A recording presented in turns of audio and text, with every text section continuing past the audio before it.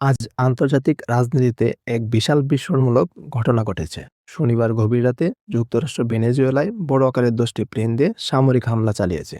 আকাশে যুদ্ধবিমান ও বিস্ফোরণের শব্দ রাজধানী কারাকাসে শোনা গেছে। কারাকাস সহ বিভিন্ন এলাকায় বিস্ফোরণ, আগুন ও বিদ্যুৎ বিচ্ছিন্নতার খবর পাওয়া গেছে। এই ঘটনায় সাধারণ মানুষ খুবই আতঙ্কিত।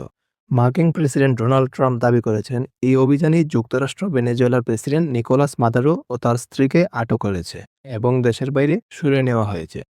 ট্রাম্পের উদ্ধৃতি অনুযায়ী মাদুরো ও তার স্ত্রীকে একটি বিমান দ্বারা ভেনেজুয়েলার বাইরে সরিয়ে নেওয়া হয়েছে, তবে কোথায় নেওয়া হয়েছে তা এখনও সরকারিভাবে প্রকাশ করা হয়নি।